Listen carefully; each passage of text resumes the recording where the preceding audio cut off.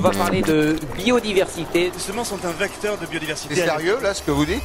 C'est le paradis pour les abeilles. Il faut arrêter de parler de l'agriculture française, mais des agricultures françaises.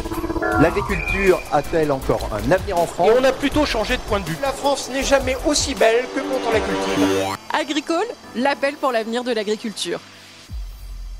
Bonjour à tous, je suis avec Stéphane Radet, nous sommes en 2050. L'agriculture, l'élevage en 2050, vous l'imaginez comment, Stéphane Radet ? Un élevage performant, présent sur tous les territoires en France et qui produit pour notre alimentation et qui produit également pour l'exportation.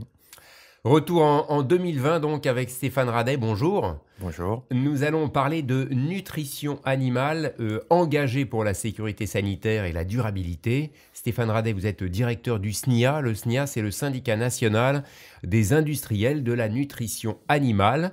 Donc c'est un peu tous ceux qui produisent des aliments pour les animaux d'élevage, c'est ça ? C'est bien ça, oui.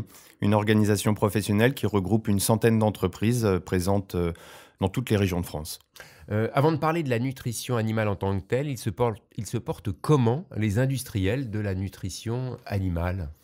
Ce sont des entreprises performantes qui sont obligées d'être performantes parce qu'effectivement, de leur activité dépend la compétitivité de l'élevage. Donc, ce sont des entreprises qui font une activité très exigeante pour fournir des aliments qui vont permettre à l'élevage en France de fournir des produits de qualité et qui répondent à l'ensemble des attentes de tous les consommateurs. Alors, deux axes forts mis en avant par le SNIA. Le premier, c'est la nutrition animale engagée pour la sécurité sanitaire, c'est-à-dire ? La sécurité sanitaire est une obligation pour notre secteur d'activité parce que de la sécurité sanitaire des aliments pour animaux dépend aussi la sécurité sanitaire de notre alimentation. Nous n'oublions pas effectivement ce que mangent les animaux ensuite et nous le mangeons. C'est exact. Indirectement.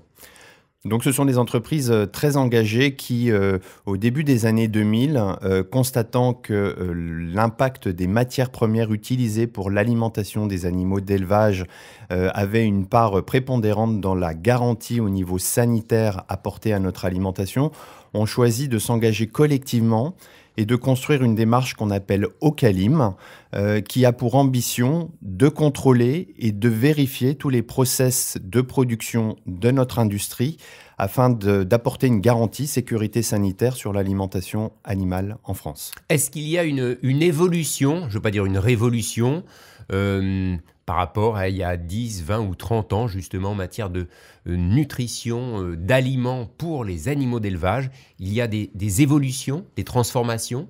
La nutrition animale est une science active.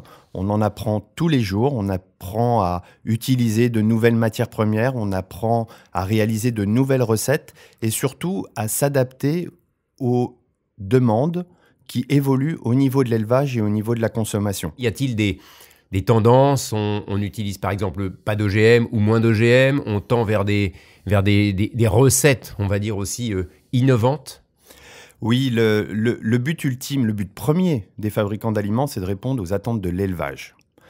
Et de tous les élevages, quels que soient les segments de marché, quelles que soient les exigences qui sont ceux exprimés par le consommateur, par les filières agroalimentaires, par la grande distribution. Et donc, chaque filière, chaque élevage a ses propres besoins, ses propres attentes et le fabricant d'aliments s'adapte à ces besoins. Vous citiez les demandes en termes de sans OGM qui se sont développées ces 10 dernières années, même ces 20 dernières années. C'est un sujet ancien déjà en nutrition animale. Les fabricants d'aliments ont adapté leurs recettes pour pouvoir apporter une garantie aux élevages qui le demandaient d'une alimentation garantie sans OGM conformément à la réglementation.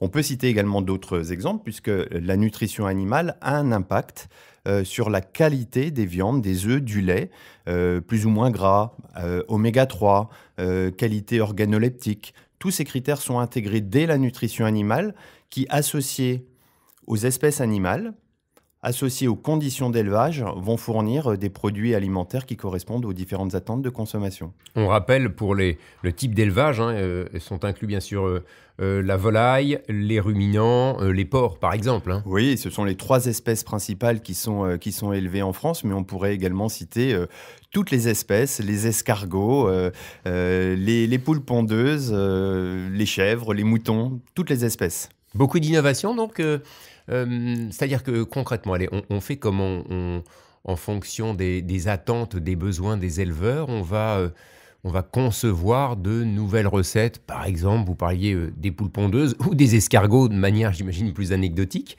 C'est ça, on essaye d'élaborer une recette qui réponde à des besoins, à des attentes. À des attentes très spécifiques. C'est ce qu'on appelle donc la science de la nutrition animale, parce que vous imaginez bien, on ne va pas nourrir un porc comme on va nourrir une volaille. Chaque espèce a ses propres besoins. Et même au sein d'une espèce, en fonction du stade physiologique, de la naissance jusqu'à la phase d'engraissement de l'animal, on va adapter la recette le plus précisément possible pour répondre à ses besoins. En France, on est pointu, j'ai envie de dire, les Français sont pointus par rapport aux autres producteurs dans le monde. Oui, on a un savoir-faire qui est reconnu à travers le monde et qui s'exporte. Et je le rappelle, ça pèse, puisque le SNIA, c'est 314 usines, 201 entreprises, 20 millions de tonnes d'aliments produits en 2019. Oui, ça pèse, ça veut dire quelque chose.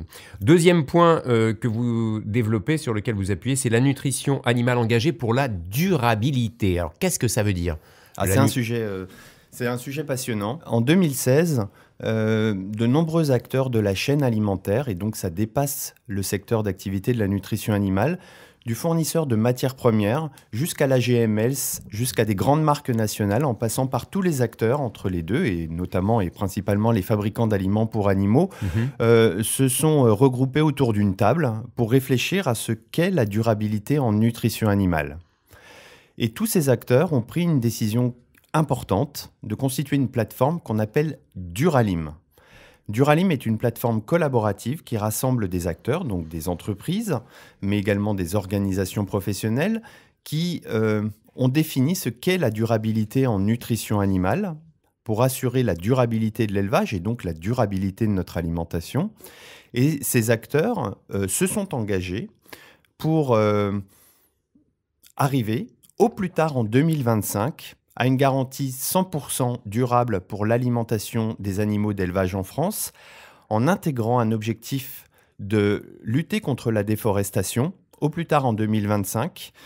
Tous ces acteurs se sont engagés et aujourd'hui mettent en place des actions très concrètes pour arriver à leurs objectifs. Quelques actions très concrètes. Vous parlez de déforestation. Pardonnez-moi, je ne fais pas la corrélation entre la production d'aliments pour les animaux et la déforestation, c'est-à-dire ? Aujourd'hui, en alimentation animale, 80% des matières premières que nous utilisons sont d'origine française. Pour le reste, ce sont des matières premières qui ne sont pas disponibles sur le territoire français, ni même européen, et nous avons recours aux importations pour couvrir nos besoins. Soja notamment, par exemple. Notamment le soja. Et effectivement, des questions se sont posées sur est-ce que le soja que nous consommons en France pour notre élevage peut être à l'origine de la déforestation, notamment en Amérique du Sud. Ce point fait l'objet d'une attention très particulière par les acteurs qui ont décidé de financer des actions et des études afin d'objectiver cette question et de mettre en place des actions, encore une fois, pour garantir au plus tard en 2025 que leurs achats ne sont pas à l'origine de déforestation. D'autres exemples, on l'a vu pour le soja, un ou deux autres exemples concernant justement cette alimentation qui respecte la durabilité, le côté durable. Vous avez un ou deux exemples à nous donner ? Alors je citais nos approvisionnements locaux. On est engagé pour le développement de cultures de protéagineux sur le territoire national. On attend avec impatience la publication d'un nouveau plan protéines en France et en Europe pour couvrir une partie de nos besoins, en tout cas améliorer notre indépendance sur ce niveau. On travaille également sur l'impact environnemental de la production d'aliments composés pour animaux, parce que cet impact environnemental a des effets sur l'impact environnemental de l'élevage. Donc plus nous serons performants au niveau de l'alimentation animale, plus l'élevage sera performant. C'est un axe de travail qui est fort. On travaille également c'est un nouvel axe que nous allons développer à partir de cette année pour travailler sur la biodiversité. Et au sein de Duralim, les acteurs ont décidé de réfléchir, s'engager et mener des actions en faveur de la biodiversité. Vous êtes, je le rappelle, directeur du SNIA. Évidemment, vous êtes en proximité avec les éleveurs en eux-mêmes. Aujourd'hui, allez, un petit point sur les relations qu'il y a entre les consommateurs, la société et les éleveurs. Les choses sont un peu compliquées aujourd'hui. Quand on est sur le terrain, et il m'arrive très souvent, le plus souvent possible, d'aller à la rencontre des éleveurs, des acteurs et des consommateurs, on s'aperçoit très rapidement que l'éleveur inspire la confiance et que les consommateurs sont en attente d'avoir de l'information, de la proximité avec la chaîne de production en amont de leur acte de consommation.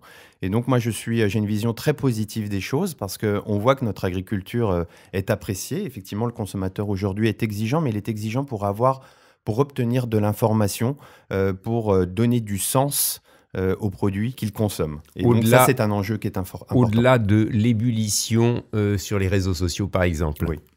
Stéphane Radet, merci. Je rappelle que vous êtes directeur du SNIA, le syndicat national des industriels de la nutrition animale. Merci. Merci à vous.